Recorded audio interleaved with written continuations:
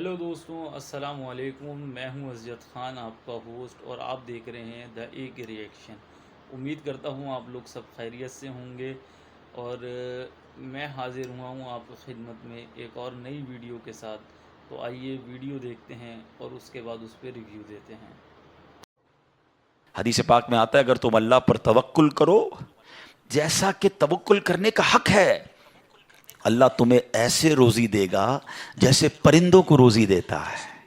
کبھی امیجن کیا آپ نے پرندوں کو روزی کیسے ملتی؟ یہ حدیث میں ایسی اچھا ہو سکتا ہے انسانوں کے بارے میں فرمایا جاتا، نبی پاک فرما دیتے، جانوروں کے بارے میں فرماتے، پرندوں کے بارے میں کیوں فرمایا؟ سبحان اللہ۔ آپ کو دنیا میں پتہ ہے پرندے کتنے ہیں؟ ایک کیلکولیشن کے مطابق اس دنیا میں جتنے جانور ہوتے ہیں نا، وہ انسانوں کا ملٹیپلائی بائی 10 ہوتے ہیں۔ ٹھیک ہے، ہم 8 ارب ہیں تو وہ 80 ارب ہیں، ساری جانور، چوپائے اور جتنے بھی جانور ہیں، انسیکٹس بھی اس میں ملا لیں۔ لیکن فرمایا پرندے اس کا ملٹیپلائی بائی 10 ہوتے ہیں۔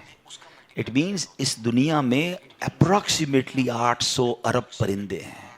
ٹھیک ہے، 800 ارب پرندے روز کہاں سے کھاتے ہیں؟ کوئی سپلائی لائن کوئی جا کے ان کو درختوں پہ پہنچاتا ہے؟ کسی گھونسلے میں کوئی آپ نے کبڈ دیکھی، کسی گھونسلے میں آپ نے کوئی سٹاک دیکھا کہ جناب یہ کل کا چارہ ہے، یہ رات کا چارہ ہے، میرے چھوٹے چھوٹے بچے ہیں اس کے لیے چارہ ہے؟ Nothing else.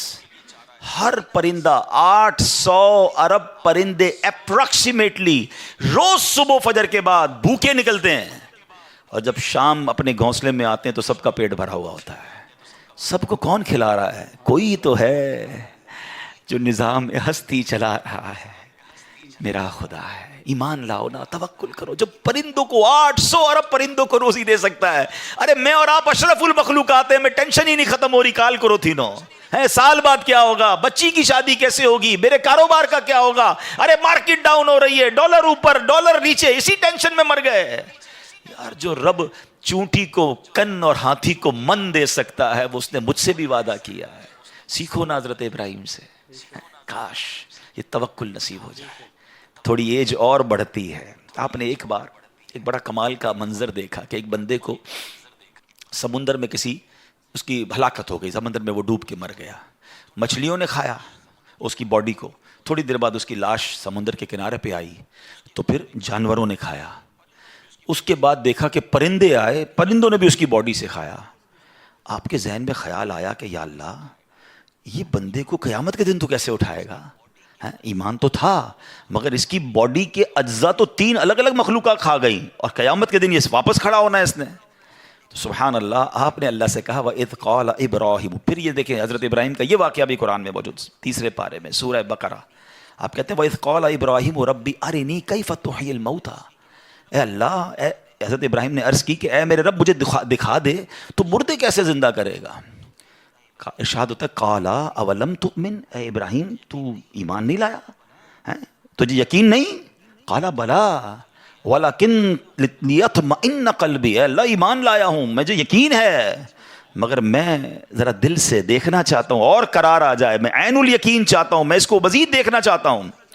قَالَ فَخُذْ أَرْبَعَةً مِّنَ الطَّيْرِ، قرآن کہتا ہے رب نے فرمایا کہ اچھا 4 پرندے لے، فَصُرْهُنَّ إِلَيْكَ ثُمَّ اجْعَلْ عَلَىٰ كُلِّ جَبَلٍ، فرمایا اس کو اپنے ساتھ ہلا لے، اپنے ساتھ مانوس کر لے، پھر ان کا ایک ایک ٹکڑا پہاڑ پر رکھ دے، مِنْهُنَّ جُزْءًا ثُمَّ ادْعُهُنَّ يَأْتِينَكَ سَعْيًا، فرمایا پھر انہیں بلا، وہ تیرے پاس چلے آئیں گے پاؤں سے دوڑتے۔ وَاعْلَمْ أَنَّ اللَّهَ عَزِيزٌ حَكِيمٌ، اور جان رکھ اللہ غالب حکمت والا ہے۔ اب ہوا کیا، حضرت ابراہیم کو حکم ہوا کہ 4 پرندے لیں۔ اب آپ نے چاروں پرندے الگ الگ لیے، مور لیا، کبوتر لیا، آپ نے مرغ لیا اور ایک گدھ لیا۔ ان چاروں کو اپنے ساتھ تھوڑا ٹائم رکھا تاکہ وہ آپ سے انسیت پالے، تاکہ چاروں کے بارے میں کنفرم بھی ہو جائے کہ یہی 4 ہے، کوئی اور مکس نہ ہو جائے۔ اس کے بعد آپ نے چاروں کو ذبح کیا، چاروں کا قیمہ بنایا، اور چاروں کا قیمہ مکس کر دیا، چاروں کا الگ الگ نہیں، چاروں کا ٹوٹل مکس کر دیا، اور اس کے چھوٹے چھوٹے پیس سمجھ لیں 4 پہاڑ پر رکھ دیے، الگ الگ پہاڑوں پر، اور چاروں کی جو چہرے تھے یعنی ان کی کھوپڑیاں تھیں وہ اپنے پاس رکھی، اس کا قیمہ نہیں بنایا، یعنی ان کے سر آپ کے پاس ہیں چاروں پرندے کے، چاروں کا مکس قیمہ ہو چکا ہے، اور 4 الگ الگ پہاڑ پر رکھ دیے۔ قرآن نے کیا کہا تو انہیں پکارو ہیں۔ اب یہ بھی ذرا میں آگے آ کے بتاؤں گا اس ایک خوبصورت آیت کے اس جز سے کیا سیکھنے کو مل رہا ہے۔ قرآن نے کیا کہا کہ انہیں پکارو، تو آپ نے کہا یا ایھا الدیک، اے مرغ، یا ایتھا الحمامہ، اے کبوتر، یا ایھا النسر اے گدھ، یا ایھا الطاؤس اے مور. آپ کی پکار پر وہ چاروں پرندے جو ہیں ان کا کیما اب آسمان پر اڑنا شروع ہوا ہے. فکشن، گرافکس ہیں، آج کل اینیمیشن کا دور ہے، کمپیوٹر پر جناب لوگ بہت ساری چیزیں بنا لیتے ہیں. سنو، 5000 سال پہلے قرآن میں یہ واقعہ موجود ہے کہ کیا ہوتا ہے، ان چاروں کا کیما اڑتا ہے، اور اب جس کا مرغ کا ہے وہ مرغ کی طرف، مور کا ہے تو مور کی طرف، کبوتر کا چاروں کے جسم پورے کمپلیٹ ہوتے ہیں. سر نہیں ہے، سر تو آپ کے پاس ہے نا.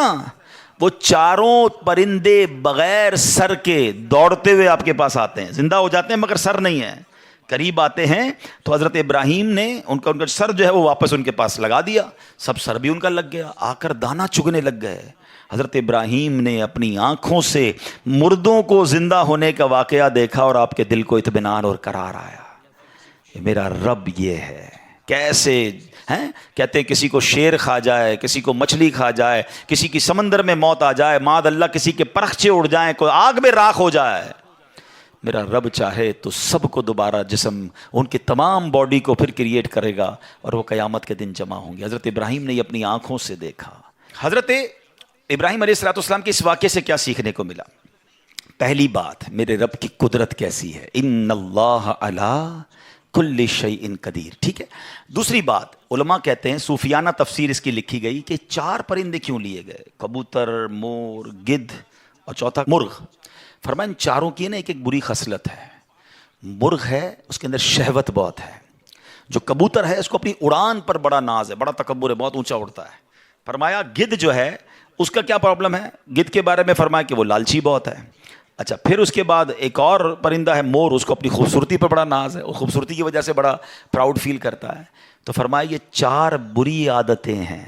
اس کو ذبح کر کے یہ پیغام دیا گیا کہ اگر تم بھی اپنی اونچی اڑان، اپنے اونچے مرتبوں، اپنے اونچے مقام کا تکبر چھوڑ دو، اپنی خوبصورتی پر گھمنڈ کرنا چھوڑ دو، ہوس اور شہوت کے بعد اپنے آپ کو بچا لو، لالچ کر کے دنیا کے بال کے پیچھے بیڑا غرق اپنا نہ کرو. اگر ان عادتوں کو ذبح کر دو تو اللہ آج بھی تمہارے دل کو زندہ فرما دے گا. ان کو زندہ کیا نا، فرمایا ان عادتوں کو ختم کرو، رب تمہارے دل کو زندہ فرمائے گا اور اس میں نور داخل فرما دے گا. اور علماء نے اس کی صوفیانہ تفسیر یہ لکھی. اور اب ایک اور عقیدے کی بات بھی، کنفیوژن پھیلانے والے بہت کنفیوژن پھیلاتے ہیں. میں تو قرآن سے آج آپ سے بات کر رہا ہوں نا.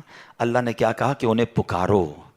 وہ تو دنیا میں نہیں تھے پرندے، مر چکے تھے، کیما بن چکا ہے. کیما بنے ہوئے پرندوں کو رب کہہ رہا ہے پکارو. حضرت ابراہیم نے کیسے پکارا، یا ایھا الدیک، یا ایتھا الحمامہ. آپ کبوتر کو پکار رہے ہیں، آپ گدھ کو پکار رہے ہیں، قرآن کہہ رہا ہے پکارو اور نبی پکار رہے ہیں. آج کسی کو نہ جانے یا رسول اللہ سے پرابلم ہو جاتی ہے، کسی کو یا غوث پاک سے یا پرندوں کو پکار رہے قرآن کہہ رہا ہے. تو اس کا مطلب دنیا سے اگر کوئی چلا بھی جائے تو اس کو پکارنے میں کوئی خدا نہ خواستہ پرابلم نہیں ہے.